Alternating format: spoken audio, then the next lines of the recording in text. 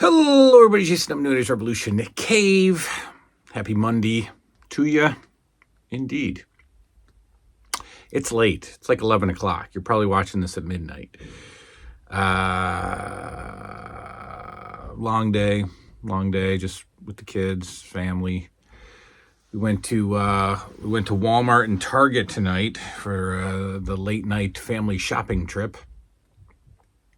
which is always fun. I enjoy that. It does always turn into a battle, though, because the children end up wanting stuff, and I end up buying stuff that I had no intention of buying. But tonight I actually bought some toys from Walmart for the first time in a while, and I got excited about these items. I have a pal who came to my garage sale last year and bought a bunch of board games, and then we just got to a talking, as they say, and he's known lovingly in my phone as Garage Sale Guy. But he texted me and said that he came across some Madball gimmicks. That's from my man Retro Ray. Some Mad Balls, and he showed me them, and they looked cool, and the best part was they were $5.97 a piece, and I thought that was pretty cool. There's 6 of them in Series 1, and guess what?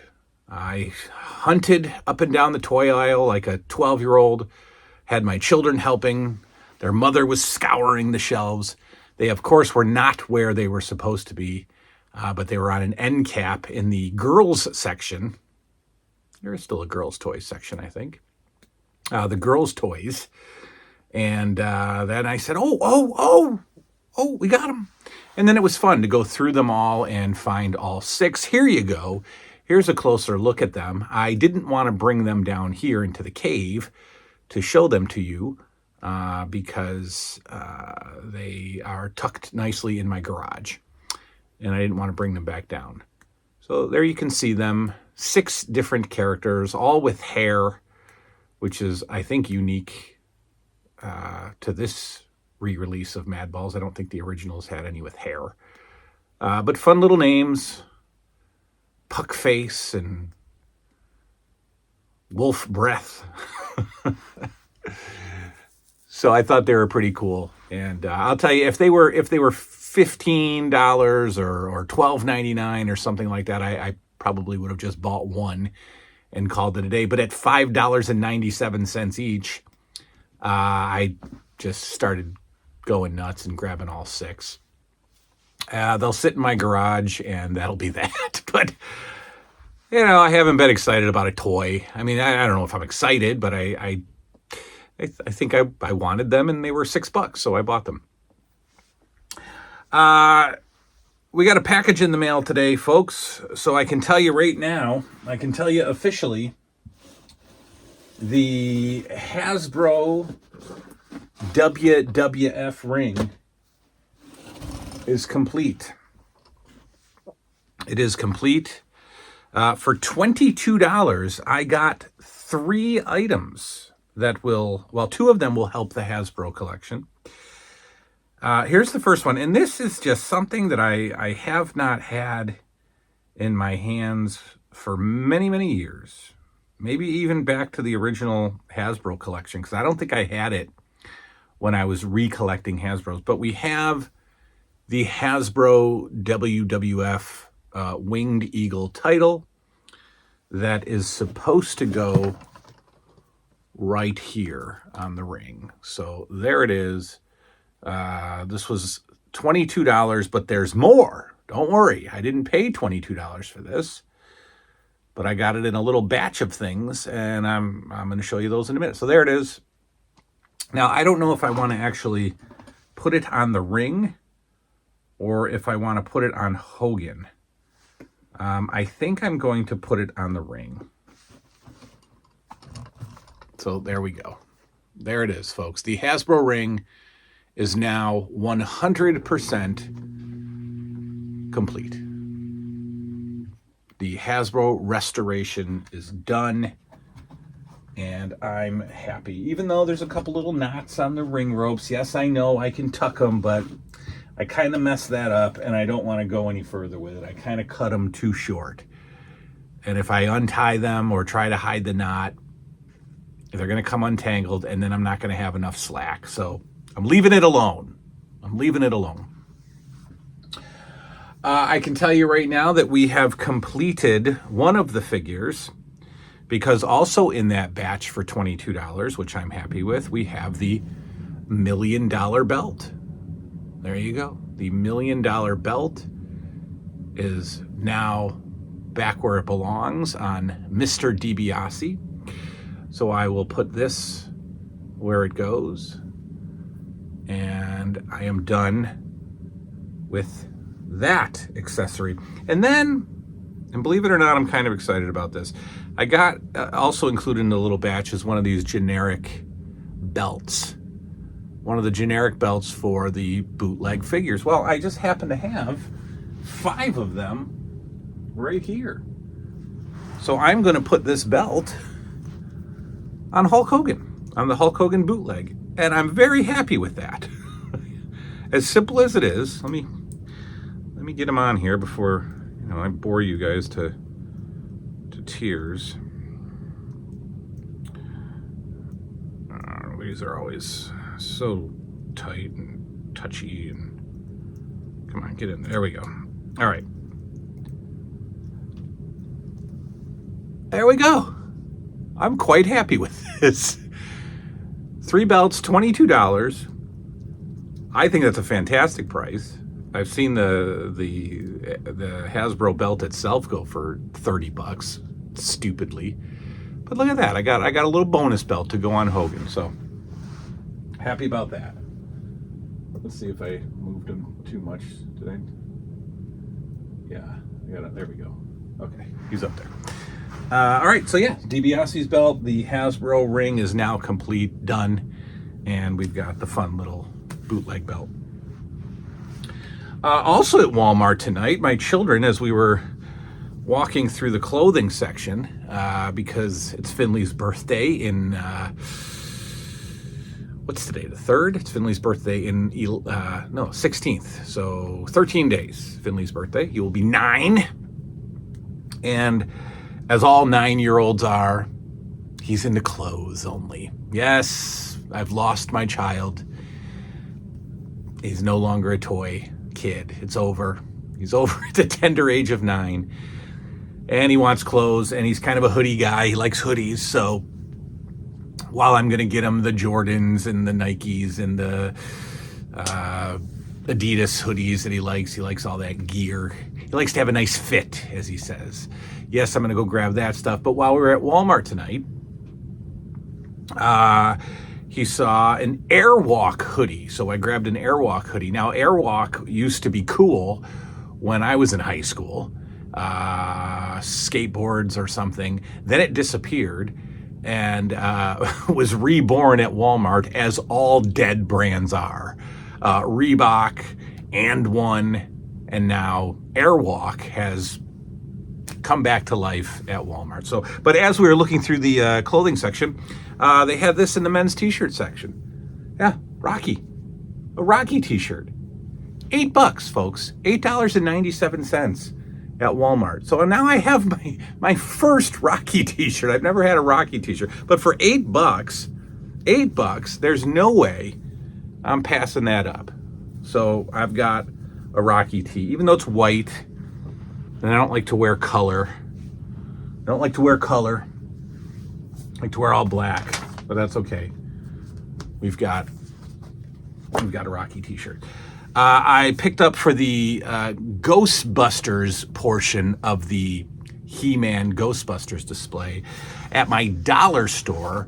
I've got these sticky brick tile vinyl pieces of paper that are going to stick on the Ghostbusters side of the display. So the wood base is now going to have brick tile on it. I bought 6 of them. I figured that would be enough, but they're $1.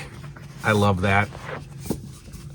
love my dollar store, $1. And even if I have to add a little adhesive to the bottom of it, it's cool.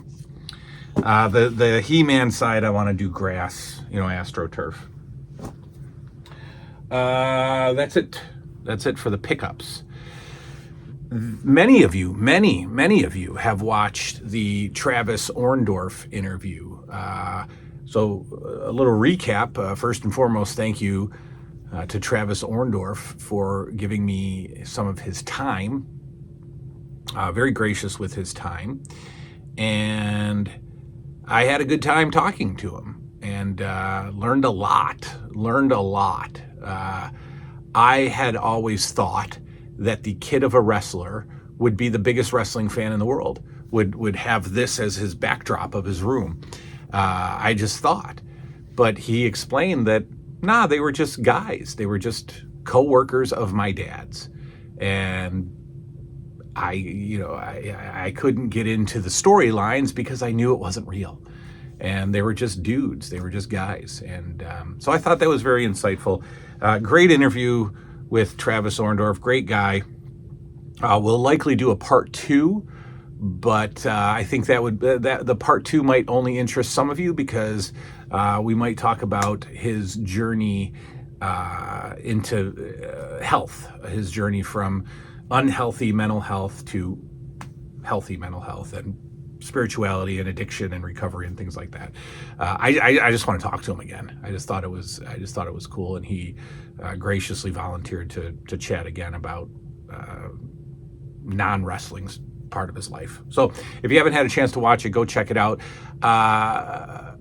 So while that experience was great, more importantly for me, I think I've gotten over the interview hump.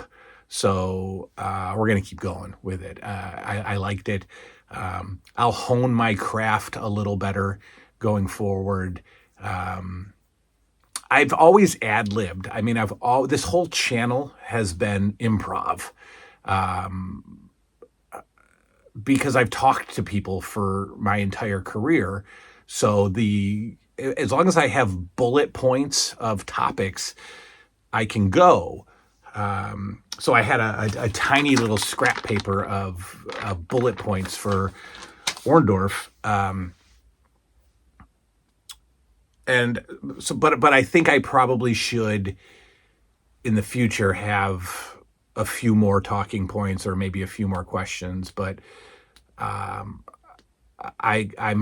ready to do more. So I'm going to pursue more. I can do if I talked to her a while ago and then I just didn't do it. So I don't know if she's still interested, but I certainly can reach back out to Sergeant Slaughter's daughter, Slaughter daughter, as she identifies herself as, Kelly Slaughter, we may chat with. And then I'm going to just open it up. I'd love to talk with the second generation sensation, Brian Hardy. One of our YouTube friends is a indie wrestler from the UK. I'd love to chat with him about the UK indie wrestling scene. There is another person who has volunteered, no charge, and I'd like to chat with him. I'm a little intimidated by him. He's kind of gruff in our back and forth messages, but a well-known Saturday morning worker, a well-known Saturday morning, I don't know, enhancement. I don't know. The guys that would lose on Saturday mornings. I refuse to call them by their, I don't know, whatever we call them. Job guys, enhancement workers, wrestlers. A well-known Saturday morning wrestler has said he would do it. So I want to do that. I've put out friend requests to a whole bunch of people that I can find. So if you're friends with a guy like Travis Orndorff, then you go and you see who, he's connected to, or they pop up in your people you might know. And it's like, oh, okay. Jim Powers? Cool. Yeah. Let me send you a friend request. And if they accept, then I ask them, hey, here's the channel. Are you, would you be interested? What do you charge? And, so far, anybody I've asked, doesn't charge anything except the 80s movie icon in our lives, in our world, a childhood movie icon, was about $250 for an hour. But I don't know if we'll figure that out. But anyway, the long story short is the interview door has been kicked open, and I'm over the anxiety of it. I think there'll always be a little bit of anticipatory anxiety that, okay, tonight at 7:00 I'm talking to so-and-so, but I think we can do it. And I'm sure that each interview will improve. That's it. If I'm doing dailies, we're going to have videos like this. That's just it. Tomorrow we'll probably do an LJN. We've got the referees to talk about. That should be exciting. In fact, we might do, I don't know. Maybe we'll do a couple tomorrow because the referees are kind of boring. We've got more video games to play. I'll come up with some Haiti remembers. We'll do our thing. But I hope that the dailies are still working for you, even if they're not Grand Slam episodes. I just like doing it. I just like being down here. So hope it's working for y'all. That's it. I'm going to go upstairs. It's late, but I'm going to force myself to stay up for a couple hours tonight because I did a lot of family time tonight, and now I want to do some me time. So we're going to do that now. Anyway, that's it. We'll talk to you later. Good night now.